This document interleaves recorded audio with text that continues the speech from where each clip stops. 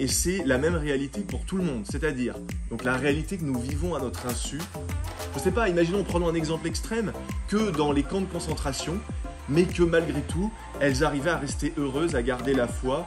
Le chinois, l'indien, le noir, le blanc, le chrétien, le musulman. Je vivais des bagarres, de l'oppression, des moqueries. Tu vides ça et tu le laisses se remplir et s'infuser par quelque chose de beaucoup plus grand, de beaucoup plus grandiose, de beaucoup plus absolu, que tu ne connais pas forcément. Lorsque tu fais cette expérience et que tu te laisses remplir, d'un coup, waouh, la vie devient magique. D'un coup, tout est beau, tout est magnifique, tout est divin, tout est rayonnant.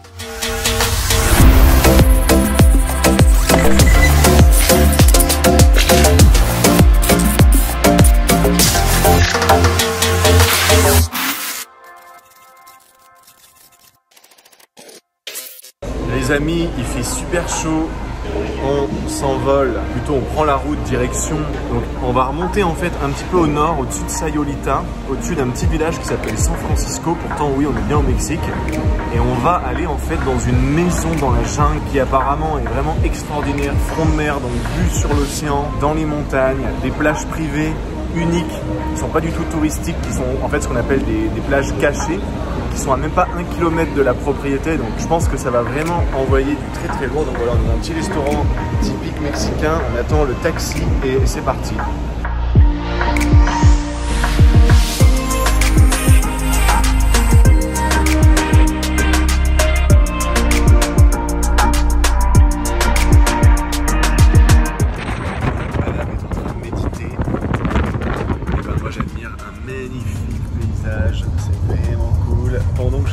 D'ailleurs que le pass vaccinal, ça y est en route en France avec obligation vaccinale et que sans ça, tu ne peux plus aller au restaurant, tu ne peux plus aller au cinéma, tu ne peux plus aller dans des supérettes, bref. Donc la prophétie est en route. J'en parlerai pas trop de tout ça sur la chaîne YouTube parce que je vais me faire défoncer ma chaîne en 2 secondes. Vous avez tous les liens comme d'habitude, hein, quand cette vidéo, vous avez tous les liens, je le rappelle, dans la description. Vous avez accès au club privé d'LSDA qui est totalement gratuit, d'accord.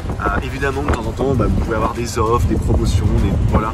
Mais 99% de ce que moi je vous partage, c'est du gratuit, que ce soit sur YouTube ou dans le club. Et avec ça, regardez derrière, rien qu'avec ça, vous avez tous les outils pour vraiment discerner et comprendre mieux, comprendre davantage ce que nous vivons en ce moment. Donc voilà.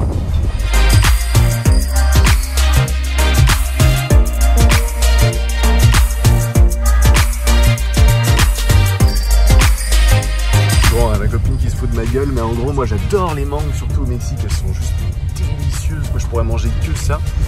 Et là les arbres qu'il y a derrière, en fait, je sais pas si on le voit bien là, on va mettre le focus, mais en gros c'est blindé de mangues, c'est à dire que là t'as tellement de mangues qu'il te faudrait 10 vies pour toutes les manger quoi. Et franchement formidable, regardez ça, c'est juste magnifique. Ah, je me sens au paradis. C'est con hein, mais juste un fruit peut te faire sentir trop bien quoi.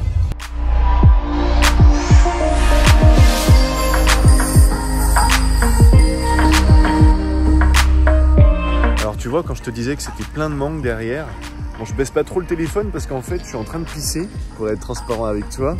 Mais regarde, voilà. Kevin, si jamais on voit ce que je pense au montage, hein, tu penseras à flouter, ça va de soi, mais tu vois, il y a des mangues partout. C'est juste énorme. Pour moi, je suis au paradis. T'imagines, t'as ton fruit préféré qui pousse par dizaines de milliers autour de toi. C'est juste immense. Ça y est, je viens d'ouvrir le code magique. Voilà, on vient d'arriver, on vient de se faire déposer par Ricardo. Non, j'en sais rien, notre super ami, mais c'est sûrement un prénom qui finit en O. Donc on a vraiment cette maison qui a l'air absolument fantastique. Donc au milieu de nulle part, au milieu de la jungle. Apparemment, les clés seraient cachées sous le tapis. Welcome home. Parce que j'adore quand on entre dans un Airbnb, c'est découvrir à chaque fois. Ah, mais la maison est en 2 parties. La maison est donc en 2 parties. There is another part.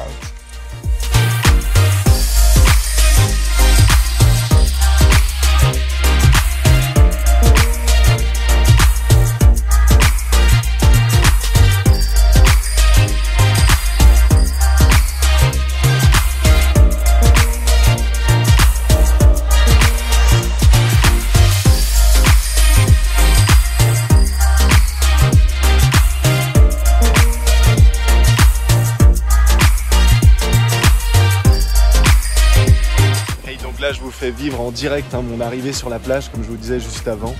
Et regardez-moi cet endroit. Donc en fait, ma vie, c'est ça, mais tous les jours. Et tous les jours, ça change. C'est-à-dire demain, je vais jamais revenir sur la même plage. Je vais toujours aller en fait sur un endroit différent à chaque fois, tous les jours, tout le temps. On rigole avec ma copine, souvent on s'appelle les homeless, ça veut dire les sans-abri. C'est pas pour manquer de respect aux vrais sans-abri si je puis dire, mais on est des sans-abri, mais avec de l'argent, voilà. Mais voilà, je voulais partager ces images et franchement c'est un vrai régal. Donc les amis, kiffez, voyagez, vous n'avez pas besoin de passe vaccinal, tout ça c'est des conneries. Si vous voulez plus d'infos, demandez dans les commentaires et je vous dirai tout ça.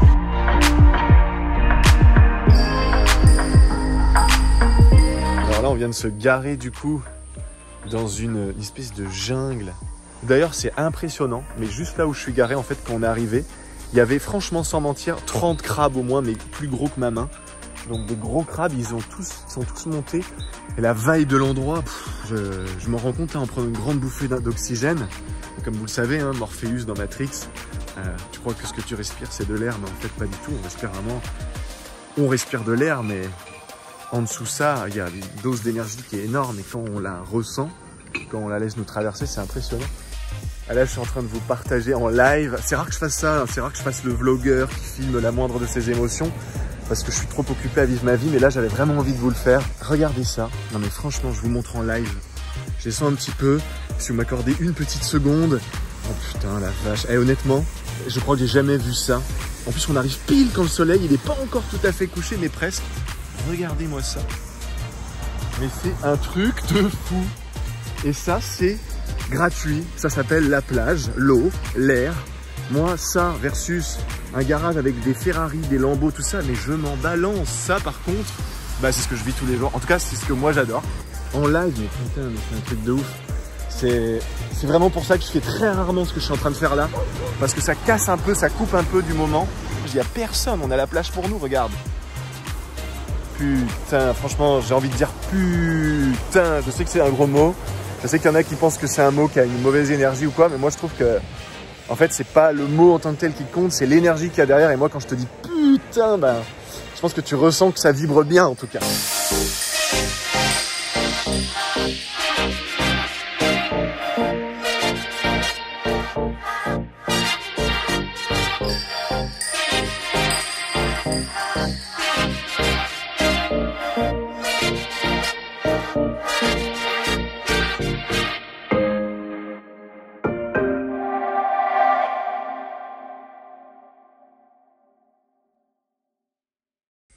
Les amis, donc on se retrouve torse nu ici au Mexique dans cette maison incroyable.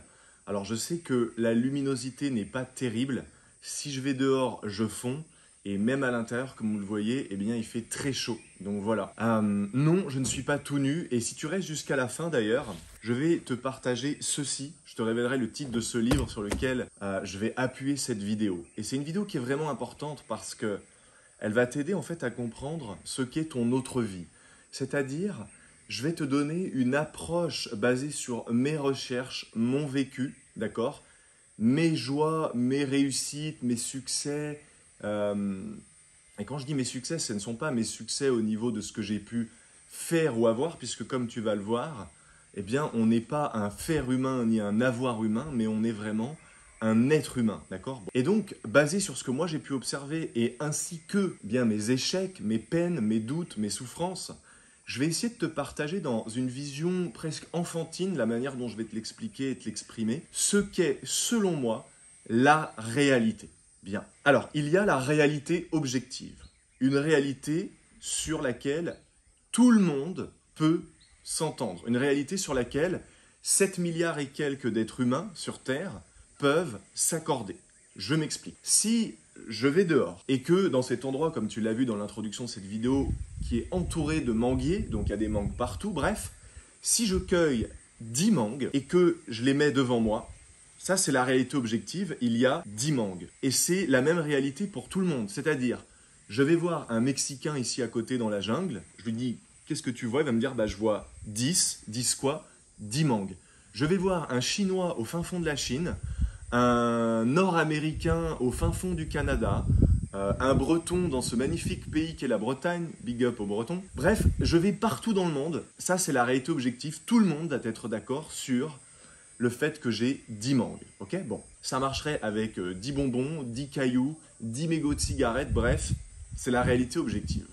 Maintenant, il y a ce qu'on appelle la réalité, alors est-ce qu'on pourrait la qualifier de réalité subjective? Je ne sais pas, mais en tout cas, la réalité, disons, illusoire ou la réalité conditionnée ou encore la réalité, disons la réalité que nous décidons de vivre à notre insu, donc la réalité que nous vivons à notre insu en fonction de nos masques, de nos souffrances, de notre vécu et de l'histoire que nous nous racontons, c'est-à-dire de la partie de la réalité, c'est-à-dire des choses que nous avons réellement vécues, oui, mais que nous avons interprétées selon si cette chose ou cette chose nous a évoqué quelque chose en nous de positif ou au contraire de négatif. Et vous allez voir, c'est très simple. Je vous donne un exemple issu de ce livre qui, encore une fois, va vous être révélé à la fin de la vidéo. Et c'est un livre qui, franchement, a vraiment le pouvoir de changer votre vie, croyez-moi. Pour ceux et celles qui vont lire ce livre, vraiment, vous allez réaliser une introspection qui est, je trouve, extraordinaire. Et j'ai eu non pas une forme de jalousie, mais une forme de, je sais pas, d'étonnement. Lorsque j'ai lu ce livre, je me suis dit, mais waouh, en fait, j'aurais pas pu faire mieux, j'aurais pas pu écrire mieux. Et j'ai l'impression qu'il y a une partie de moi qui a écrit ce livre. Et je pense que quand vous allez, donc très humblement, je pense que vous-même, quand vous allez lire ce livre, eh bien, vous allez vous dire, waouh, mais moi aussi, j'ai écrit ce livre. C'est un livre qu'on a toutes et tous écrit d'une certaine manière. Bon, là maintenant, je vais te donner un exemple de ce qu'est la réalité construite de toute pièce en fonction de ce qu'on a vécu. Bon, c'est arrivé à tout le monde sans exception que tu entres dans une pièce, il y avait un groupe de 3, 4, 5, plus, voilà, un groupe de personnes en train de parler. Et au moment où tu ouvres la porte et où tu entres dans cette pièce, la conversation s'éteint, le groupe s'arrête de parler, la conversation s'interrompt totalement. Silence. Et là, c'est là que, donc la réalité objective, c'est, je suis entré dans la pièce et le groupe vient de se taire. Et imaginons qu'ils ont réellement terminé leur conversation au moment où moi j'entre, et vu qu'ils venaient de mettre un point sur leur conversation et que moi j'ouvre la porte, bah ok, ça les surprend. Ça peut se comprendre. Ça, c'est la réalité objective. C'est tout, il n'y a rien d'autre. Maintenant, la réalité que je vais expérimenter, et c'est ça le mot-clé de cette vidéo, c'est que on ne fait pas l'expérience de la réalité objective, on fait l'expérience d'une facette de la réalité qui est en fait une projection de nous en fonction de nos masques, de nos filtres. C'est comme si en fait, il y a la réalité qui est là, là où je mets mes mains, et entre la réalité qui est là et moi, il y a des lunettes. Ce sont mes lunettes que je porte avec mes filtres, et selon mes filtres, je vais voir une réalité que je vais penser être objective, qui ne l'est pas. Mais je vais voir une réalité que je vais penser être objective et que je vais commencer à interpréter comme telle. Donc là, dans cet exemple, imaginons que j'ai grandi dans un environnement où j'ai expérimenté le rejet, l'abandon, etc. Tu vois ? C'est-à-dire que ma mémoire sélective, qui n'est qu'une mémoire sélective, parce que regarde, j'ai une petite parenthèse, notre cerveau, disons qu'il capte 1 milliard d'informations en même temps. Dans notre conscient, on n'a même pas 10% de tout ça qui passe en nous en fait. C'est-à-dire qu'on n'a pas le film en entier, on a simplement la bande-annonce. Et la bande-annonce, c'est ce qu'on est en train de vivre. Et on croit que cette bande-annonce est la totalité du film, c'est-à-dire la réalité absolue, alors que pas du tout. Donc je te donne un exemple. Si j'ai vécu avec des schémas de rejet, c'est-à-dire que ma mémoire sélective a sélectionné et resté bloqué, s'est attardé sur lorsque mon père, quand j'avais 8 ans, m'a rejeté, m'a dit non, reste pas dans mes pattes, alors que moi je venais gentiment pour l'aider à avoir de l'amour, etc. et donner de l'amour. Non, reste pas dans mes pattes et tout, machin, laisse-moi tranquille. Oh là là, je me suis senti rejeté parce que moi je venais dans un élan d'amour pour donner, pour recevoir de l'amour.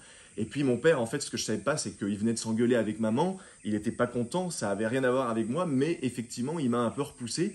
Et ça aurait pu rien me faire. Ça aurait pu très clairement rien me faire. Mais moi, j'ai décidé de le vivre comme du rejet. Pourquoi la réalité objective n'existe pas? Avant de continuer sur l'exemple que j'allais te donner, c'est tu prends 2 enfants. Ils sont à la plage, ils sont exactement à côté et ils se font frapper de plein fouet par exactement la même vague, à la même vitesse, à la même forme. Les 2 enfants, ils font le même gabarit, tombent exactement de la même manière. Bref, pourquoi il y en a un qui est mort de rire, il veut recommencer, il est mort de rire, et puis il y en a un, il pleure, et il va chialer dans les bras de sa maman. Et bien, il y en a un qui a fait l'expérience que se faire exploser au sol par une vague, bah, c'est drôle, et se faire exploser au sol par une vague par l'autre enfant, eh ben, c'est pas drôle, ça fait mal, oh là là, mon Dieu, qu'est-ce qui se passe et tout, j'ai perdu le contrôle et tout, et je cours voir ma maman. On a tous vu des enfants qui, dans un centre commercial sont morts de rire ou dans la rue, ils sont morts de rire quand ils viennent de se casser la gueule, et quand même des fois brutalement juste sous nos yeux, on se dit « Oh le pauvre, oh là là !» On s'attend à ce qu'il pleure, et puis en fait il se relève et il est mort de rire, il est un peu déboussolé, voire un peu étourdi, voilà. Et puis on a bien vu aussi qu'il y a des enfants, lorsqu'ils tombent, même une chute de rien du tout, ah là là, ils pleurent, c'est oh là là, c'est tout un monde. Bon, donc ça c'est juste l'expérience de la réalité que nous faisons, mais nous ne sommes pas en train de faire une expérience de la réalité objective telle qu'elle est vraiment. Donc je vais reprendre dans mon exemple, si j'ai grandi donc avec des schémas de rejet, parce que ma mémoire sélective s'est arrêtée sur ça plutôt que sur ça, c'est-à-dire je me suis construit un personnage, et ça aussi on va en parler beaucoup dans cette vidéo, je me suis construit un personnage autour du rejet, donc je revis sans cesse parce que c'est ce que je vibre, c'est ce que j'expulse, et c'est donc ce qui me revient. J'expulse des vibrations de rejet parce que ma mémoire sélective s'est arrêtée sur toutes les fois où mon papa ou ma maman ou les copains à l'école m'ont rejeté. Par contre, ma mémoire sélective, elle a oublié le soin, l'attention que m'a donné ce papa méchant qui, soi-disant, m'a rejeté toute ma vie. Elle a oublié que mon papa, il tenait mon vélo pendant des heures derrière moi lorsque on a enlevé les petites roulettes pour m'aider à pas tomber. Elle a oublié que mon papa, il m'a payé mes études, il m'a emmené prendre le bus lorsque j'étais petit tous les matins en voiture. Il s'est levé à 6 heures pour m'emmener et tout, alors qu'il aurait très bien pu me dire « Débrouille-toi, moi je reste dormir, prends un vélo et démerde-toi » quoi. Bon. Donc, dans cet exemple, si ma mémoire sélective est restée bloquée, restée sélectionnée justement sur le rejet, je me serais donc fabriqué une vie autour du rejet. Et lorsque je vais entrer dans cette fameuse, par exemple, une salle d'attente ou une salle de classe, ou une salle de travail avec des camarades, des gens que je connais ou pas d'ailleurs, ça ne change rien, eh bien, je vais entrer dans la salle, le silence donc, et je vais être là et je vais me dire, oh là là, je dérange, je viens d'interrompre une conversation, visiblement, vu qu'ils viennent de se taire, c'est que je pose un problème, donc je dérange, et donc je donne réalité, je dis bien, ce n'est pas la réalité, mais je donne réalité au personnage de fiction que j'ai construit autour d'une scène où peut-être que dans la réalité objective, oui, j'ai été rejeté, mais j'ai construit un personnage de fiction néanmoins tout autour de ça, jouant le rôle dans ma vie, que j'ai 15 ans, 20 ans, 30 ans, 50 ans, 70 ans, si j'ai pas transcendé ces schémas, et on en parlera aussi après certainement, eh bien, j'ai construit ce personnage de fiction qui se sent rejeté. Donc, lorsque j'entre dans la pièce et que je me sens rejeté, eh bien, je donne raison à mon personnage de fiction. Je suis effectivement rejeté. Mais je ne fais pas, dans cet exemple, l'expérience du rejet, au même titre que je ne fais pas l'expérience de la réalité objective. Je fais l'expérience du sentiment d'être rejeté. Être rejeté, c'est une chose, mais pareil, dans une situation où il y a vraiment lieu de se sentir rejeté, les gens qui raisonnent pas avec ça, ou c'est pas inscrit en eux, ou leur mémoire cellulaire, j'en avais déjà parlé dans une vidéo, le lien s'affichera ici et sera également en description, sur le corps de souffrance, la pulsion de vie, la pulsion de mort, et je vous parlais en long, en large et en travers de ce que sont en fait la conscience et la mémoire cellulaire.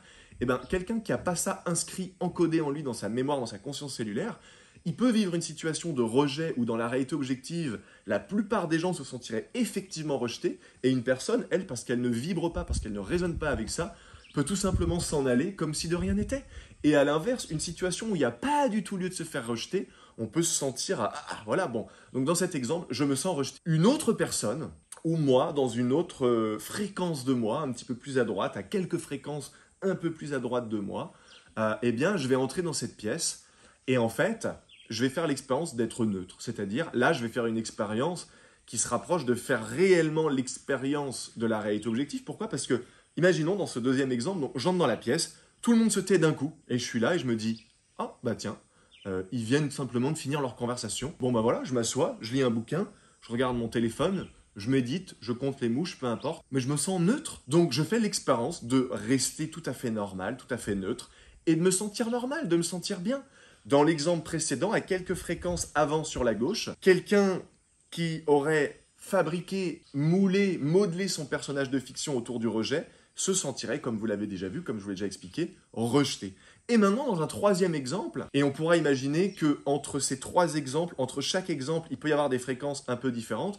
Donc, c'est-à-dire que là, entre celui qui se sent vraiment et effectivement rejeté, et c'est réel, parce que vu que ses émotions et ses sentiments sont réels, cette personne fait effectivement l'expérience de se sentir rejetée et peut ainsi continuer de nourrir, de donner raison, de donner vie à ce personnage de fiction qui est constamment rejeté des autres. Mais entre le rejet et entre la personne qui se sent neutre, imaginons que le rejet ce soit la fréquence A et la personne qui se sent neutre est la fréquence B, on pourrait imaginer qu'il y a la fréquence A1, A2, A3, A4, etc. jusqu'à atteindre B. Donc il y a peut-être de A1 jusqu'à A100 avant d'atteindre B.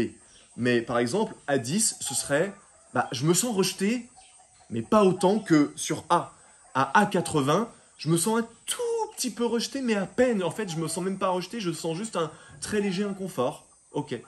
Tu vois, donc il peut y avoir des différences de fréquence. Bon, maintenant dans la fréquence C, ça va être le troisième exemple majeur pour que tu comprennes. Quelqu'un qui lui a grandi autour d'un sentiment vraiment, je suis important, je suis quelqu'un vraiment d'important et tout, les gens me respectent, j'ai beaucoup d'éloquence, je suis puissant et j'occupe l'espace, etc. Bref, cette même personne, donc, elle entrerait dans cette pièce, pareil, même réalité objective, le groupe vient de finir sa conversation, le groupe se tait, contrairement à cette poule que vous pouvez sûrement entendre derrière, hein. Et là, j'entre dans la pièce et les gens se taisent, et du coup, parce que je me sens tellement important, etc., je vais me dire, waouh, t'as vu David, quand j'entre dans la pièce, parce que je suis tellement puissant et que j'ai tellement d'énergie et que j'ai un charisme tellement grand, les gens se taisent.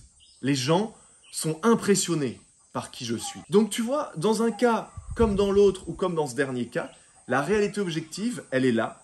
Mais moi, je suis en train de faire l'expérience des sentiments et des émotions que me renvoie cette réalité objective qui est réelle et qui me renvoie une petite parcelle de la réalité que je peux voir seulement en fonction de mes filtres, de mes lunettes de soleil qui ne me permettent de filtrer qu'une partie. Tu vois, ça c'est la réalité. Et mes lunettes de soleil ne me permettent de filtrer qu'une toute petite partie. Maintenant, si mes lunettes de soleil sont calibrées, sont branchées sur une mémoire sélective, ce qui veut dire en fait une conscience et une mémoire cellulaire qui ont enregistré en moi beaucoup d'amour, de joie, de partage, de respect, de tendresse, et qui du coup ont nourri en moi des sentiments de self-esteem, d'estime de soi, de confiance en moi, d'amour de moi, de respect de moi, de bonheur, etc.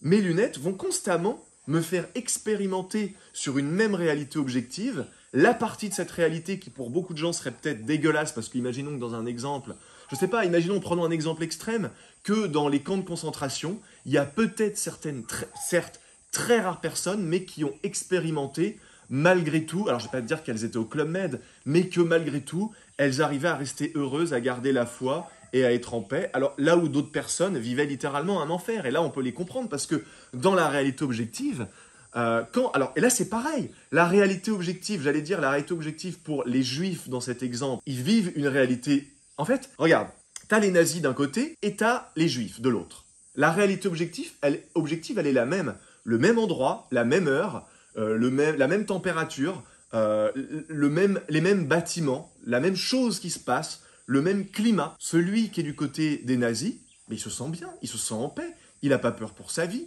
Il est en train de faire une expérience selon ses lunettes et selon sa position et selon son personnage qui s'est construit, plus le personnage qu'il est et qui existe vraiment finalement.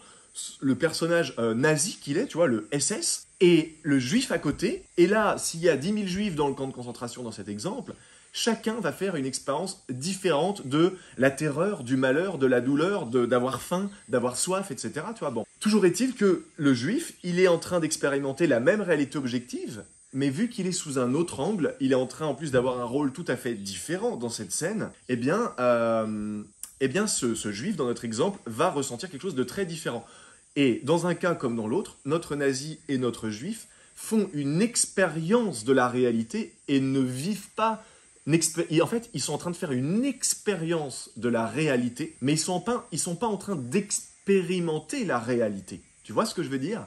Donc, pour revenir à ce qu'on disait tout à l'heure, dans le cadre de cette salle d'attente, il va y avoir vraiment tout un tas de réalités différentes, c'est-à-dire tout un tas d'expériences de la réalité. Et comment est-ce qu'on fait l'expérience de la réalité? C'est au travers de nos sentiments, de nos émotions. Notre corps physique, c'est une merveilleuse et parfaite, il n'y a jamais d'erreur, une parfaite machine à expérimenter la réalité. Donc, il y a la réalité objective, ce que moi j'expérimente de la réalité en fonction de mes filtres, en fonction de ce que je reçois, en fonction du million d'informations qui arrivent dans mon conscient et qui laissent au détriment de moi-même, à mon insu, les 99 milliards les 99 millions, pardon, disons qu'il y a 1 milliard. 1 milliard, c'est ce que peut capter mon cerveau à l'instant T, d'accord? 1 milliard, et ben disons que j'en capte que 1 million. Et ben tout ce qui reste, ça passe à mon insu. Et ce que je décide de capter en fonction de mon calibrage, de mes cellules, ma mort cellulaire, et ben c'est ce qui va me faire expérimenter une réalité dans la réalité. Une toute petite poupée russe, une goutte d'eau dans un océan, une toute petite poupée russe dans une immense poupée russe qui, elle, serait la réalité.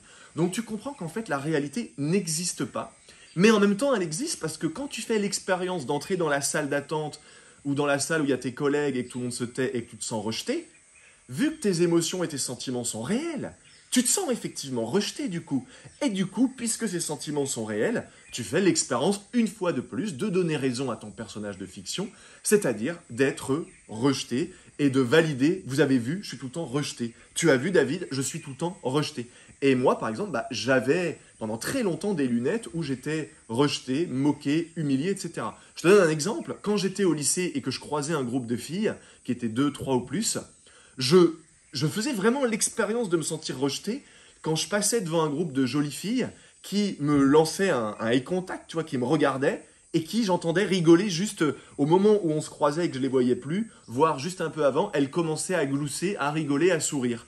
Et ben moi, parce qu'à cette époque, je vivais dans un monde où mon personnage de fiction devait se sentir rejeté pour continuer de nourrir et de donner vie à ce personnage de fiction, et ben du coup, je vivais l'expérience que, vu que ces filles rigolent, la première chose qui se passait en moi, la réaction biochimique du corps, la machine a capté les sentiments qu'est le corps. Ah, je me sens rejeté, je me sens écrasé, je me sens, elle se moque de moi, c'est pas agréable. Alors que la réalité objective, et c'est ce que j'ai compris plus tard, c'est que, en tout cas, 99 fois sur 100, lorsque tu es un mec et que des filles te regardent et qu'elles rigolent, qu'elles gloussent ou qu'elles sourient, en fait, c'est parce qu'en fait, elles sont en train d'exprimer que, par exemple, elles t'ont trouvé mignon, charmant, elles sont attirées par toi, tu vois. Donc, une femme qui manifeste son intérêt pour toi en te disant, en t'envoyant, en émettant inconsciemment, t'es un joli gars, t'es un joli mec, t'es attrayant, etc. Dans la réalité objective, et c'était ça la réalité objective, la fille en question, dans ce groupe, ou les filles en question, sont en train de témoigner leur intérêt par rire, sourire, rigoler ou glousser. Dans ma réalité à moi, en fonction de mes filtres, tu vois, là je te regarde, toi, la réalité, mais en fait je regarde à côté, parce que je suis en train de faire l'expérience d'être rejeté, parce que je crois, en fonction des émotions que j'ai vécues juste avant, qui du coup me font croire que je me sens rejeté et qu'elles se foutent de ma gueule. Ce qui n'était pas du tout vrai. Et c'est ce que j'ai compris bien plus tard. Donc la réalité n'existe pas. On fait l'expérience de la réalité. Et maintenant, pour terminer cette vidéo, je te révélerai le nom du livre dans quelques instants. Comment switcher si tu te rends compte que la première étape, c'est toujours de reconnaître, c'est de se rendre compte, de réaliser que, ok, là, je fais l'expérience de quelqu'un qui se sent régulièrement rejeté. Donc, j'ai raison lorsque, dans mon quotidien, pratiquement tous les jours, sur une base quotidienne, je fais l'expérience, non pas d'être rejeté, mais de vivre, de créer des situations qui vont me renvoyer en miroir, dans certains cas, des émotions totalement artificielles où il n'y avait pas lieu de se sentir rejeté, mais où je me ressens rejeté, et dans d'autres cas où la réalité objective, il n'y avait aucun lieu de se sentir rejeté, comme dans l'exemple des filles qui rigolent sur mon passage, mais pourtant, malgré tout, malgré moi en fait, surtout malgré moi, pour nourrir, pour donner raison à ce personnage de fiction, je vais me sentir rejeté. Mais c'est là que le bas blesse, c'est essayons de nous rapprocher au plus possible de la réalité objective, là où tout le monde peut être d'accord, là où le chinois, l'indien, le noir, le blanc, le chrétien, le musulman, le gamin de 8 ans qui a déjà appris à compter, le vieillard de 90 ans qui sait encore compter, et la personne comme toi et moi entre les deux, allons nous mettre d'accord pour dire que là, il y a 10 cailloux dans ma main, et c'est tout. C'est pas là, il y a 10 cailloux, et pour le chinois, pour le black, pour le musulman, pour le, j'en sais rien, pour l'indien, etc., il y aurait que 5 cailloux. Non. Donc la réalité objective, elle dépend avant tout de notre programmation, de nos filtres, de notre vécu, de notre, en fait, ce qu'on pourrait qualifier de notre mémoire sélective, mais cette mémoire sélective, c'est avant tout notre conscience et notre mémoire cellulaire. Je m'explique, et je t'inviterai de nouveau, le lien est dans la description, à regarder les vidéos que j'ai déjà faites sur pulsion de vie, pulsion de mort, corps de souffrance, etc. Bon, lorsque ta mémoire sélective s'est arrêtée toute ton enfance sur « mon père m'a abandonné, mon père c'était un salaud, mon père il m'a rejeté, mon père, quand j'avais 8 ans, il n'est pas venu à mon match de foot », mais ce que tu sais pas, c'est peut-être qu'en fait, il a eu une urgence extrêmement grave et qu'il a dû rester au bureau et que sans ça, il n'aurait pas pu te nourrir tout le mois qui aurait suivi. Et tu as oublié, ta mémoire sélective a oublié, malgré toi, que ton père, il s'est bougé corps et âme et c'est peut-être pour ça qu'il était un peu sur les nerfs, pour te nourrir, pour te donner une éducation, pour te torcher les fesses, pour s'occuper de toi, pour se lever la nuit pendant que tu pleurais. Ça, ta mémoire, elle a oublié. Par contre, elle est restée bloquée sur ça, et ça, et ça, et ça. Donc, elle est restée bloquée sur quelques gouttes d'eau de, effectivement, où des fois, ton père a pu être un peu plus, on va dire, moins tendre, a pu effectivement, dans certains cas, de rejeter, mais dans la majorité des cas, c'était ce qui était perçu, qui était vécu comme tel, et ça s'est imprimé en toi comme la réalité. Donc, parce que papa me rejette, je suis quelqu'un qui est, comment dire, qui ne mérite pas, qui est illégitime, qui n'est pas suffisant, qui n'est pas assez, donc toute ma vie, je vais donner vie à mon personnage de pas être suffisant, pas être assez, pas être légitime, me faire rejeter. Ah, tu vois, ça a encore foiré avec cette fille parce que de toute façon, je suis pas légitime, donc tu vois, j'ai raison. Mais ta mémoire sélective, si elle était restée bloquée sur l'océan autour de ces quelques gouttes d'eau de rejet, qui aurait vu et qui aurait lu et qui aurait gardé en soi, papa, il m'a torché les fesses, pendant des années, il s'est levé la nuit lorsque je pleurais, il s'est occupé de moi, il a fait des heures sup alors qu'il n'avait pas envie, mais il a fait des heures sup pour me payer, je ne sais pas, une alimentation de meilleure qualité, l'enseignement, l'école, bien que ce ne soit pas un cadeau selon moi, parce que bon, l'école, ça te bourre le crâne de conneries, mais passons. Disons que papa a travaillé 10 fois plus pour me mettre dans des écoles où là, on parle de vraies écoles, à Montessori, par exemple, des écoles vraiment extraordinaires pour les enfants. Papa, tu vois, il m'a pris sur ses genoux, il a passé du temps avec moi tous les jours, il m'a éduqué, il m'a donné un endroit extraordinaire. Et rien que d'en parler, je me sens, moi, à titre personnel, là, rien que d'en parler, je réalise que mon père, c'était pas un salaud. Moi, j'ai grandi avec l'image que mon père, c'était un salaud, un connard, un méchant, qui s'était pas occupé de moi. À des moments, il me soutenait, et puis du jour au lendemain, il me crachait à la figure, ouais, ça marchera pas, ton projet et tout. Oui, c'est arrivé. Mais ça a été des gouttes d'eau dans un océan. Et quand j'ai lu, ça y est, c'est le moment, ce livre, quel chef-d'œuvre, il est vraiment dans mon top 3. Je pense c'est mon 3e livre préféré avant Conversation avec Dieu en premier, qui est littéralement ma Bible. Tous les liens sont dans la description. Et en 2e position, je pense que je dirais Demandez et vous recevrez de Esther et Jerry Hicks, qui est un livre aussi extraordinairement puissant. Ton autre vie, donc, m'a permis, merci Franck, de réaliser que mon père, par exemple, malgré toute la conscience, toute la mémoire cellulaire que j'avais pu nettoyer en moi, pour arrêter de croire que j'étais quelqu'un de rejeté, de faible, de mauvais, de sale, parce que du coup, quand tu es rejeté ou abandonné ou quoi que ce soit, ou humilié, tu vois, chacun a un peu ses blessures. Pareil, je te recommande de lire le livre « Les 5 blessures existentielles ». Je ne sais plus de qui, mais bref, le lien sera dans la description. C'est des livres qui nous montrent qu'on a chacun une blessure prédominante plus qu'une autre. Il y en a, c'est le rejet. Et il y en a, ils fabriquent une vie autour du rejet. Il y en a, c'est l'abandon. Et ils fabriquent une vie autour de l'abandon. Tu vois, je suis tout le temps abandonné. Et quelqu'un d'abandonné, c'est quelqu'un qui peut-être que dans sa vie, il va expérimenter le fait de perdre beaucoup ses affaires. Tu vois, ah, j'ai encore perdu mon téléphone, putain. Ah, j'ai encore perdu ma gonzesse. Ah, j'ai encore perdu mon boulot. Tout le monde m'abandonne. Tout m'abandonne autour de moi. Bon, il y a des gens, c'est l'humiliation, etc., etc. Bon, donc, j'ai compris grâce à ce livre que mon père, oui, il a été méchant. C'est vrai. Mais c'est quelques gouttes d'eau dans un océan. Et ça m'a fait comprendre, malgré le travail que j'avais fait sur moi, comme je disais, donc, en fait, c'est quelqu'un qui s'est vachement occupé de moi. Et le déclic que j'ai eu, et j'ai vraiment senti mon cœur pleurer. J'ai vraiment senti en fait mon cœur s'ouvrir et pleurer. Et j'ai eu quelques larmes lorsque j'ai réalisé, mais attends, lorsque j'allais à l'école quand j'étais petit, j'allais au départ au bourg de mon village qui était à 1 km, tu vois, à la primaire et à la maternelle, pour vivre ma scolarité, maternelle, petite section et tout, puis après CE1, CE2, puis après CM1, CM2, etc., CP. Et même après, quand j'ai été donc au collège et au lycée, je devais aller dans tous les cas au centre du bourg, là où j'ai grandi, un tout petit village où il n'y a même pas 1000 habitants à l'époque, pour prendre le bus, pour faire 1 heure de bus le matin et 1 heure de bus le soir. Bref, mon père, il s'est levé tous les matins toute ma vie. Alors quand j'étais à la maternelle, certes, c'était peut-être 7h30 qu'on se levait pour déjeuner et tout, et m'emmener pour être à peu près à 8h30, je crois, à l'école. Mais lorsque j'allais au collège ou au lycée, mon père, il se levait à 6h30 pour que je sois à 7h à l'arrêt de bus, pour ensuite que je puisse être 1 heure de bus à peu près à 8h15 au collège, tu vois. Mon père, il s'est levé tous les matins sans exception, qu'il vente, qu'il pleuve, qu'il neige, qu'il fasse -10, et c'est arrivé des fois à se geler dans la voiture, où mon père, il allait avant moi dans la voiture, m'attendre à se geler les couilles, alors qu'il aurait pu rester dormir et me dire « Démerde-toi, va à pied, fais-toi emmener par un voisin, prends un vélo, cadenasse-le à l'arrêt de bus et laisse-moi dormir. » Non, il allait, dans ces cas de grand froid, dégeler la voiture avec de l'eau chaude, le pare-brise, tout ça, mettre le contact. Et moi, quand j'arrivais dans la voiture, je sortais de la maison, je faisais 20 mètres, il faisait froid, et j'entrais dans une voiture qui était chaude. Et mon père, tous les matins, il s'est levé pour m'emmener. Sans exception, je ne suis jamais allé de toute ma vie à pied ou en vélo à l'école. Jamais. Et lui, il a fait 5 bornes à 10 bornes quand il était petit pour aller à l'école. Et tu vois, quand j'ai réalisé ça, je me suis dit, mais attends, il est où d'un coup le type soi-disant méchant qui me rejette, qui est mauvais, qui est un père indigne, un mauvais père, un salaud, un père que j'ai eu à tel point où en fait j'ai eu des idées de mort envers mon père. J'ai eu, lorsque j'étais ado, très rebelle, très méchant, très en colère contre le monde, et que je vivais dans ce personnage de fiction, d'être tout le temps rejeté, que du coup je faisais l'expérience, non pas la réalité, mais l'expérience de la réalité, que du coup le monde était contre moi, la société, les gens, la politique, les filles, les garçons, tout le monde était contre moi. Et du coup, c'est ce que j'expérimentais.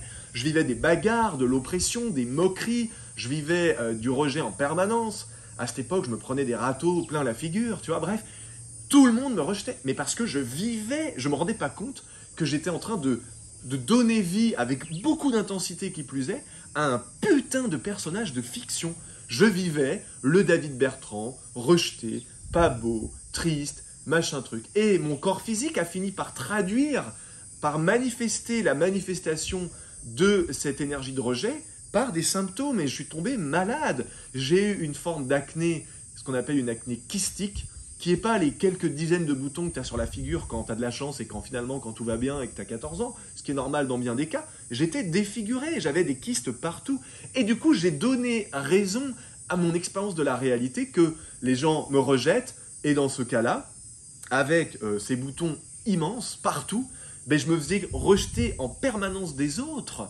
J'ai essayé, j'ai dépensé des dizaines de milliers d'euros malgré mon jeune âge pour essayer de guérir tout ça, que ce soit la médecine très chimique au départ, Roaccutane, les traitements à la trétinoïne qu'on donne aux gens quand ils ont le cancer, imagine-toi, j'ai pris toutes les pilules, toutes les merdes possibles, imaginables, en me rendant compte que ça ne changeait rien.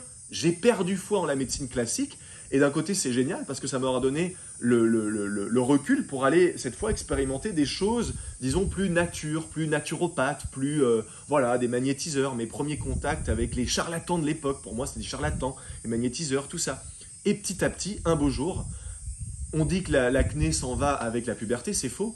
Vers 23 ans, 24 ans même, mon acné qui s'était quand même estompé, a totalement disparu, mais quand je te dis du jour au lendemain, c'est presque ça, hein, c'est sur quelques jours, lorsque j'ai fini par dire, tu sais quoi, j'aurai peut-être des boutons toute ma vie, et bah, soyons réalistes, ça ne m'empêche pas d'avoir des copines, et j'avais une très belle copine à l'époque, une très belle fille, donc j'ai commencé à prendre du recul un soir où voilà, je me regardais un peu dans la glace et je me dis, ça t'empêche pas d'avoir des belles filles, ça t'empêche pas d'avoir une super bande de potes, ça t'empêche pas d'être majoritairement heureux quand même.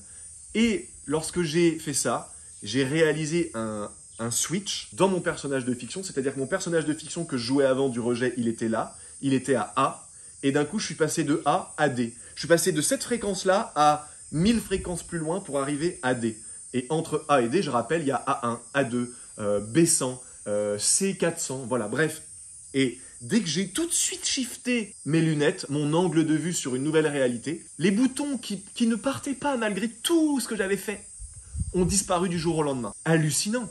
Les gens me disaient autour de moi, mais qu'est-ce que t'as fait David? C'est quoi ta crème magique? C'est quoi ton médicament miracle? Qu'est-ce que t'as fait? Je leur ai dit honnêtement, je sais pas. Et c'est avec le recul que j'ai compris qu'en fait, la traduction de ce sentiment de rejet intense que je vivais à l'époque, qui était donc traduite dans mon corps par des boutons. Mais attention, je vous ai pas tout dit, j'étais malade aussi à bien d'autres niveaux. J'étais vraiment malade. J'étais un ado malade, pas en bonne santé, vraiment pas en bonne santé, quoi. Et à l'époque, je me disais que si je passais 20 ans, j'aurais de la chance, tu vois. Aujourd'hui, j'en ai presque 30. Bon. Donc, aujourd'hui, tu peux le voir. Et franchement, j'ai pas de photos parce qu'à cette époque, je détestais être pris en photo. Mais si tu avais vu l'ampleur de mes boutons à l'époque, mais j'aurais dû avoir des marques, des cicatrices hallucinantes. Et j'en ai pas. Tu le vois bien.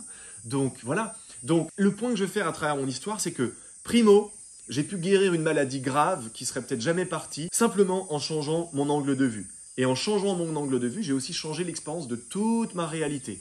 Ensuite, secondo, mon père, que je pensais être un salaud, m'avoir rejeté et tout, et du coup ça crée forcément des liens pas forcément tendres avec mon père. Notamment ces 2 dernières années, j'ai vachement travaillé sur ça et ça s'est vachement apaisé. Ce que j'ai remarqué, c'est lorsque j'ai décidé de purger la conscience et la mémoire cellulaire qu'avec mes parents ça se passait pas bien, notamment avec mon père. Mon père a changé du jour au lendemain. Un jour, ma mère m'appelle, j'étais aux Philippines dans une immersion avec les guérisseurs philippins qui étaient hors normes. Un jour, je vous ferai une vidéo dessus qui sera très controversée, certainement. Mais en tout cas, ma mère m'appelle, me dit « Qu'est-ce que vous êtes en train de faire là-bas? J'ai plus le même mari à la maison. Maintenant, il m'aide pour faire à manger, il est gentil, il est doux. Qu'est-ce que vous avez fait ?» Et je rentre à la maison, effectivement, c'est plus le même papa. Donc, j'ai remarqué que aussi, lorsqu'on change notre angle de vue sur une chose, tout change autour de nous. Nous, lorsqu'on change, tout change autour de nous. Les situations, les contextes, les personnes, les événements, les comportements des mêmes personnes qu'on continue de côtoyer, ou au contraire, la vie qui nous fait faire un grand tri et on côtoie plus d'un coup les mêmes personnes, etc. Bon.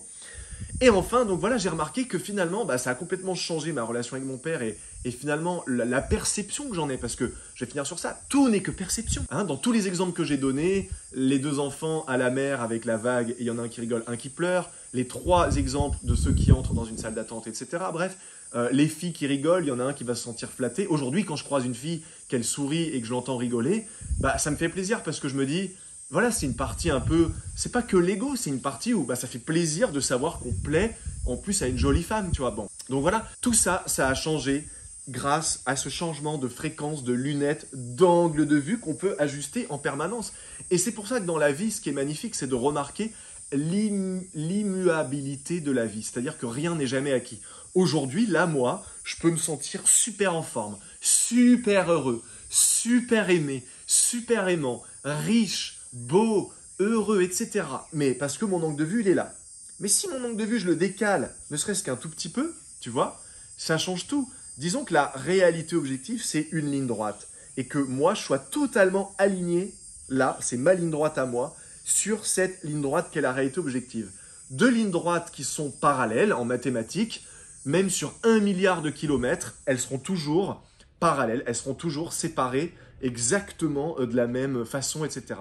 Maintenant, si ma réalité à moi, ma réalité qui n'est pas objective, je la décale, ne serait-ce que d'1 seul degré, je ne te parle pas de 360 degrés, hein, jusqu'à faire un tour complet, je te parle d'1 degré. 1 degré, c'est peut-être 0,1 mm, donc au début, on ne voit pas la différence, mais après 10 km, ça commence un peu à se voir, puis après 100 km, ça commence à se voir de plus en plus, puis après 1 milliard de kilomètres, là, on est vraiment en train de diverger totalement. Donc, c'est pour ça, les amis, que dans cette vidéo, je voulais vous exprimer le fait que la réalité n'existe pas. Il y a des gens qui sont écrasés en ce moment. La réalité objective du Covid existe. Les restrictions existent. Les privations de ceci existent, etc., etc. Ce qui change, les lois, les machins, les trucs, les possibilités, etc., ça, c'est la réalité objective. Maintenant, quelqu'un comme moi, moi, je fais la réalité. J'ai conscience qu'il y a cette réalité objective. Je ne la nie pas, d'accord? Je ne la nie pas, cette réalité objective on est supposément obligé d'être vacciné pour voyager, supposément obligé d'avoir un masque pour entrer dans un magasin, supposément obligé de se faire vacciner pour avoir un pass vaccinal. Mais moi, dans ma réalité, je peux avoir un pass vaccinal sans me faire injecter le produit. Ni vu ni connu. Je peux voyager, et c'est ce que j'ai fait. Je suis arrivé il y a seulement 10 jours, je vous le rappelle, au Mexique. Même si les vidéos sont publiées en décalé, d'ailleurs, pouce vers le haut, abonne-toi si tu aimes ce genre de vidéo, parce que je pense que c'est une vidéo quand même, voilà, c'est une vidéo profonde. C'est presque une masterclass que je fais là, c'est une vidéo qui est longue, mais c'est une vidéo qui est puissante, et si tu es encore là, bravo. Je te rappelle le lien de ce livre. Donc, je suis arrivé au Mexique il y a à peine 10 jours, mais bordel de merde, j'arrive à Roissy-Charles de Gaulle. Déjà là, parce que la plupart des gens ne pourraient pas se calibrer sur ma réalité qui n'est pas objective, mais qui transcende du coup la réalité objective, c'est-à-dire l'attitude versus le comment. Pareil, le lien s'affichera là, Kevin au montage, le lien, l'attitude versus le comment, et aussi on le mettra dans la description. Donc, l'idée c'est que moi, je suis arrivé à l'aéroport, on m'a pas demandé de vaccin, on m'a pas demandé de test PCR, on m'a pas demandé de porter le masque. Je suis arrivé à l'aéroport, mais non, je peux pas. Regardez, j'ai une ventoline, je suis asthmatique. Oh, pardon, j'ai toujours une ventoline sur moi. Mais c'est rare qu'on me la demande parce que je vibre tellement pas le fait qu'on m'emmerde que voilà. Mais si on m'emmerde, bah moi dans ma réalité, j'ai compris que si j'achète une ventoline et que je l'ai sur moi et que je la présente, alors normalement, pour la petite histoire, tu es supposé avoir un certificat qui te dispense du masque même dans les lieux publics. Mais peut-être que j'ai un certificat, ça je vais pas le dire, mais tout le monde peut en avoir un. Depuis la nuit des temps, on peut acheter des passeports, des vrais passeports, où tu es vraiment enregistré dans le système du gouvernement de tel ou tel pays, et tu es vraiment fiché comme un vrai citoyen. Ça s'achète depuis la nuit des temps. Donc je te fais pas un dessin. Si ça s'achète, tout s'achète. Moi, je vais pas te mentir, j'ai rien à cacher, mais je suis en train d'avoir la double nationalité mexicaine. Bon, il y a plein de possibilités de l'avoir. Créer une société au Mexique et employer 2 Mexicains. Trop facile. Surtout avec leur salaire ridicule ici, ils sont payés 300 pesos par mois. Bah, quelle joie, par exemple, si c'était vrai, que je monte une société, j'embauche 2 Mexicains et allez, parce que je suis généreux, je les paye 3 fois leur salaire, ou le double au moins. C'est déjà beaucoup, tu vois, bon. Mais je veux dire, il y a plein de possibilités pour tout. Acheter une belle voiture, ça peut se faire avec l'argent, avec travailler dur, etc. Mais ça peut se faire de plein d'autres manières. Tu peux rendre un service à quelqu'un de très riche qui te l'offre parce que tu lui as par exemple sauvé la vie. Je connais quelqu'un, il a sauvé quelqu'un qui était un motard très riche. Le motard a voulu rencontrer cette personne qui est venue, donc mon ami est venu à l'hôpital, et cette personne lui a offert une carrière. Et en 6 mois, mon ami était millionnaire, membre d'une société très puissante. Quelqu'un qui, justement, quand il veut un passeport, il l'a en 2 jours et pas en 1 mois ou 2 mois, parce qu'il est membre d'une organisation qui fait que tout va plus vite. Et que dans leur réalité à eux, pour revenir sur le sujet de cette vidéo principale, tout va beaucoup plus vite. Donc, il n'y a pas de réalité, il y a une réalité objective, mais toi, avec ton attitude, c'est là qu'on appelle l'attitude versus le comment. Et vous allez voir un jour, pour ceux qui sont vraiment des aficionados, je ne vais pas dire des fans, j'aime pas cette énergie, mais plutôt des gens qui au contraire ont du discernement et sont capables de voir là où je dis des conneries pour eux, parce que ce que je dis qui est une grosse connerie pour l'un peut être un énorme déclic pour un autre, mais des gens qui ont du discernement et qui m'écoutent régulièrement, vous allez un jour comprendre que toutes ces vidéos que je vous partage, lorsque vous allez peut-être un jour les réécouter avec le principe de répétition espacée, ça va faire des déclics immenses. Parce qu'en fait, c'est comme si je vous donne plein d'aperçus, de teasers, de bandes-annonces d'un gros film. Et ce gros film, ça c'est pour les gens qui sont abonnés, qui mettent un pouce vers le haut et surtout qui regardent ces vidéos régulièrement. Vous allez voir qu'un jour, lorsque je vous donne une pièce de puzzle, chaque vidéo est une pièce du puzzle, mais à un moment donné, vous allez avoir un énorme puzzle qui va commencer à s'imbriquer dans votre tête. Vous n'avez pas besoin de travailler sur vous, vous n'avez pas besoin de faire des séminaires, ni avec moi d'ailleurs, vous n'avez pas besoin de faire des stages, des workshops, moi j'en propose d'ailleurs.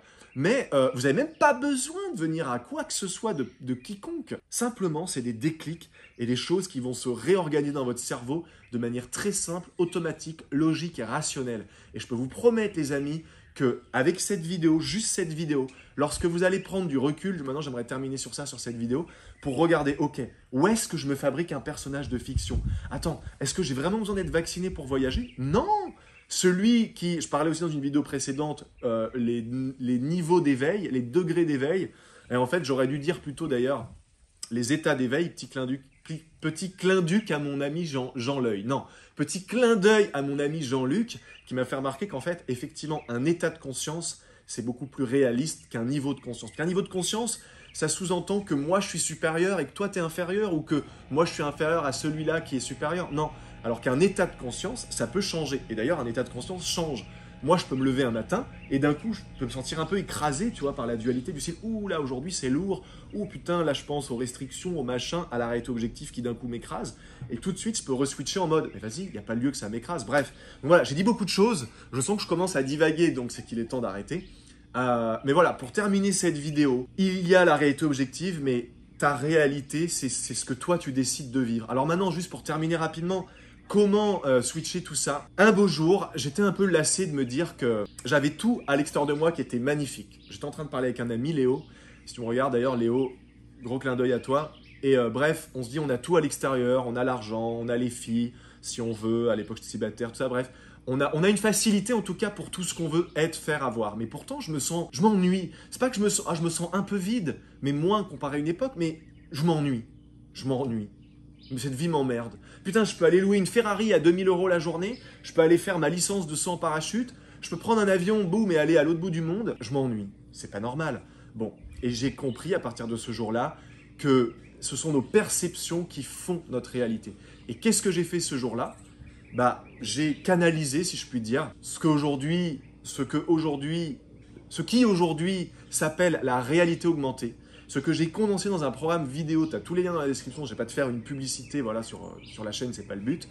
Un programme qui te permet de modifier toutes tes constructions, toutes tes perceptions de ta soi-disant réalité pour te projeter dans des capsules comme dans Matrix de réalité augmentée, c'est-à-dire tu vis des projections dans ton mental, donc la visualisation créatrice, mais tu le vis avec une telle intensité que tu as l'impression que c'est réel à 100%, et du coup, tu en fais la réalité directement. Tu as le lien de la page du programme de réalité augmentée, tu vas voir Là, on doit être pas loin d'une centaine de témoignages, alors qu'il y a, à l'heure actuelle, peut-être que, entre guillemets, 200 élèves, ce qui est déjà beaucoup, mais des gens qui ont arrêté de fumer, des gens qui ont arrêté des addictions, le joint, la bouffe, le tabac, la clope électronique, des gens qui se sont retrouvés eux-mêmes, qui ont retrouvé confiance en eux, qui ont guéri des phobies, qui ont quitté des états de dépression, qui se sentent pleinement en vie. Parfois, en une seule séance, il y a des tas de témoignages. Ça me fait tellement plaisir.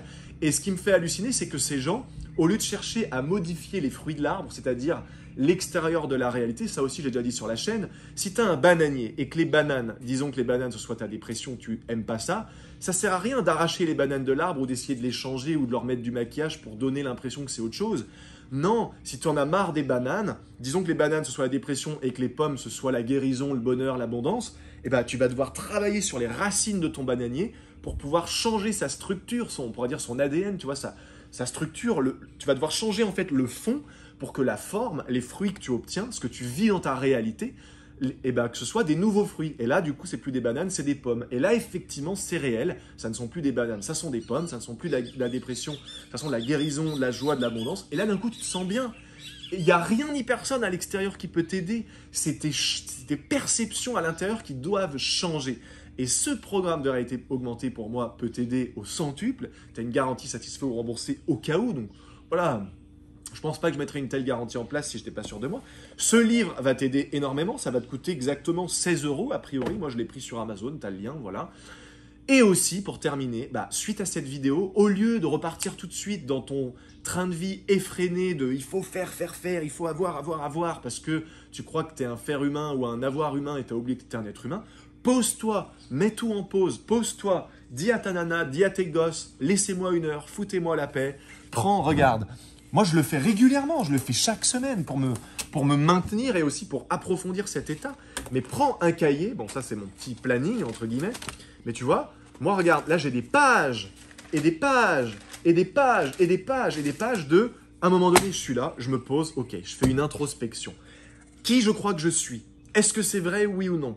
Quel rôle je suis en train de jouer? Je peux être spécifique ou général. Est-ce que je suis en train de jouer? Alors, dans par exemple le domaine relationnel, quel rôle je joue? Ah tiens, je me rends compte que je joue le rôle du mec qui tôt ou tard va se faire cocufier, qui va se faire tromper. Je joue le rôle du mec qui doit avoir des doutes parce que quand il est avec une fille trop bien et que ça se passe parfaitement, non, c'est pas normal, c'est louche. Ok, le simple fait de l'écrire, de s'en rendre compte, ça permet de prendre du recul parce que maintenant que c'est écrit, c'est comme si c'était hors de moi. Et vu que c'est hors de moi, d'un coup, tu vois, je vide mon verre. Regarde, je vide mon verre et je peux laisser place à autre chose qui va pouvoir venir remplir mon verre. Moi, ce que j'ai compris avec, on va dire, ma médiumnité, et tout le monde peut comprendre ça, c'est que l'être humain, c'est un contenant. D'ailleurs, dans l'astral, dans la partie non visible des choses, on est comme un grand tube en verre, un tube de lumière. Ok, bon. Ce tube, c'est un contenant. Cette tasse, c'est un contenant. Ce contenant que nous sommes, il est rempli de contenu. Le contenu que tu mets dans une tasse, c'est ce que tu vas faire, c'est ce de quoi tu vas faire l'expérience. Si je mets du thé dans ma tasse et que je sens ou que je bois le thé, je fais l'expérience du thé. Maintenant, si je mets du thé vert, je fais l'expérience du thé vert. Si je mets du thé rouge, je fais l'expérience du thé rouge. Si je mets du thé noir, fais l'expérience du thé noir. Si je mets du café, si je mets du coca, si je mets de la bière, à chaque fois, je fais une expérience différente. Et on pourrait aussi dire que, selon si tu mets du coca, du Brescola ou du Pepsi, c'est pas tout à fait la même expérience. Bref, bon. Moi, je suis un contenant. C'est quoi donc les contenus qui m'habitent, qui m'occupent? C'est ma conscience cellulaire, ma mémoire cellulaire, et c'est en fait tout ce qui a été inculqué en moi, à travers moi. Mais il ne faut pas en vouloir aux autres. C'est moi qui a laissé ces choses s'inculquer en moi. Et dans la majorité des cas, c'est pour me permettre de vivre certaines choses d'une certaine manière pour pouvoir purger du karma. Mais en fait, pour pouvoir faire l'expérience d'une chose dans laquelle je ne suis pas, faire l'expérience de quelque chose que je ne suis pas, pour pouvoir faire l'expérience davantage et enfin de qui je suis pleinement. Regarde, comment se retrouver? Il faut se perdre. Comment savoir ce qu'est l'amour? Il faut expérimenter la haine. Comment savoir ce qu'est le chaud? Il faut expérimenter le froid. Je sais que là au Mexique il fait très chaud parce que moi je viens de Bretagne et que là-bas il fait plutôt pas très chaud. Il pleut souvent. Bon, donc plus tu vas être capable de vider le contenant que tu es de ces contenus qui t'occupent. Il y a un contenu, ça vient de mon grand-père et ça me fait croire que je dois fumer. Et d'une certaine façon, c'est mon grand-père qui fume à travers moi. Il y a un autre contenu, c'est quand je me suis fait larguer par une fille et que ça m'a fait mal, j'ai un contenu qui me fait prendre comme un logiciel, comme un programme. Le contenant que je suis, tu peux le remplacer par un ordinateur, un système d'exploitation. Et selon les logiciels, les programmes, les malwares, les spyware, les virus qui se sont installés en moi, je vais fonctionner à l'envers. Oh, il y a un virus en moi qui me fait croire que fille égale danger, du coup je souffre dans les relations. Ah ouais, je souffre de toujours être tout seul, de jamais trouver la bonne. Et si jamais je peux avoir un truc qui arrive avec une fille, ce qui n'est pas forcément le cas parce que j'ai mis une contre-attention tellement forte, si jamais ça arrive, elle va me tromper ou elle va partir, des fois même sans aucune raison. Pourquoi? Parce que dans mon contenant, dans mon système d'exploitation, dans mon ordinateur, il y a des contenus, des programmes qui agissent à mon encontre. Il va falloir les transformer, ces programmes. Donc là, je t'ai donné quelque chose, quelques idées, quelques suggestions. Programme de réalité augmentée, le livre et ce travail d'introspection. Bientôt, ça rejoint les vidéos dans lesquelles j'avais parlé en fait du corps de souffrance, alors le corps de souffrance, pulsion de vie, pulsion de mort, la conscience et la mémoire cellulaire. Encore une fois, les liens sont dans la description. Bientôt, ça prend plus de temps que prévu par rapport à ce que j'avais annoncé, je sais, mais un programme sortira pour vraiment désengorger, désengrammer, transmuter, transformer 100% de notre conscience, de notre mémoire cellulaire. Alors, pas 100% d'un coup, mais sur le long terme, tu vas vraiment sentir que tu enlèves des kilos et des kilos et des kilos de tout ça. Tu as le lien du club privé dans la description. C'est gratuit, c'est totalement offert. Inscris-toi et on te tiendra par email en avant-première avec certainement une promotion en plus spéciale, particulière et même une offre d'essai gratuite. Voilà, bref. Donc, tu vois, quand tu es capable de vider, ça c'est le contenant que nous sommes, quand tu es capable de le vider complètement de ce que tu penses être, de ce que tu crois croire, de ce que tu crois, de ce que tu penses croire savoir, etc. Tu vides ça et tu le laisses se remplir et s'infuser par quelque chose de beaucoup plus grand, de beaucoup plus grandiose, de beaucoup plus absolu que tu ne connais pas forcément. Lorsque tu fais cette expérience et que tu te laisses remplir, d'un coup, waouh, la vie devient magique. D'un coup, tout est beau, tout est magnifique, tout est divin, tout est rayonnant. Waouh, mais pour ça, il faut avoir la capacité de vider son contenant de tous ces contenus qui nous polluent. C'est ça, les amis, la clé qui va vous permettre de vivre une expérience de la réalité, si ce n'est pas la réalité objective. Mais même si vous êtes capable de vivre, et je vous le souhaite, au plus proche de la réalité objective, de vivre une expérience de la réalité objective qui soit, waouh, où vous vous sentez rempli, heureux, spectaculaire, formidable, béatement heureux, dans la gratitude constante, et que du coup vous faites l'expérience dans votre vie de situations, de contextes, de personnes, d'événements, de rencontres, puisqu'on passe finalement son temps à nous rencontrer nous-mêmes au travers des autres, de toute chose, de toute personne, de tout être, animal, insecte, végétal, voilà, bref, au travers de ce qu'on aimait. Tout ce qu'on est en train de vivre, on est en train de nous rencontrer nous-mêmes. Il n'y a rien qui soit en dehors de nous. Rien. Et ça, vous le comprendrez en lisant ce livre. Vraie pépite. Pour ceux qui ont lu ce livre, n'hésitez pas à partager dans les commentaires ce que vous avez aimé, ce que vous avez peut-être moins aimé. Pour ceux qui ont déjà eu l'occasion de faire ce type d'introspection avec moi, que ce soit en stage, dans des workshops, des retraites, en mentoring ou plus récemment dans le premier week-end alchimique qu'on a organisé, pareil, n'hésitez pas, ou quelque chose de similaire, quelque chose que vous avez pu expérimenter, n'hésitez pas à partager vos astuces. N'hésitez pas en fait à enrichir cette communauté qui est LSDA par vos commentaires, vos retours d'expérience. Posez vos questions, vos challenges, vos difficultés, etc. Et je serai toujours ravi d'y répondre, comme d'habitude. Je vous remercie de tout cœur pour votre attention. Je ne vois pas le temps passer, mais je pense qu'on ne doit pas être loin des 1 heure. Donc franchement, merci infiniment. Abonnez-vous si le cœur vous en dit, vous nous aiderez grandement. C'est la meilleure contribution que vous pouvez faire, c'est de vous abonner, mettre un pouce vers le haut, laisser un commentaire si vous le souhaitez. Et je vous dis donc à la prochaine. Franchement, je vous remercie infiniment parce que pour moi, c'est un contenu que j'estime être très riche et très profond et qui à lui seul a le véritable pouvoir de transformer totalement des vies. Et je tiens à dire aussi, c'est vrai que je ne le dis pas forcément souvent, mais je tiens à dire que tous les messages que vous m'envoyez en privé ou dans les groupes Facebook, peu importe, par email, etc., ou dans les commentaires d'ailleurs, pour me remercier, que ce soit pour une prise de conscience, un petit changement, un immense changement, voire ça arrive chez des gens, une totale révolution, une totale transformation intérieure et extérieure dans vos vies. Franchement, sachez que ça me touche énormément et ça me fait extrêmement, extrêmement plaisir. Tout ce qu'il y a autour, le côté un peu superflu, les voyages, les machins, le 1% de ce que je suis et de ce que je projette, que je peux monétiser au travers de programmes, tout ça, c'est juste 1%.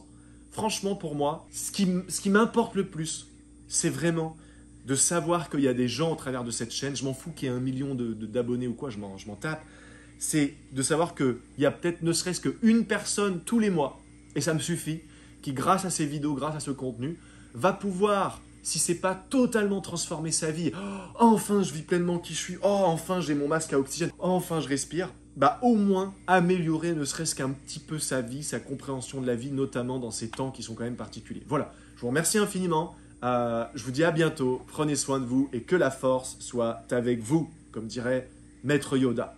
Bye bye.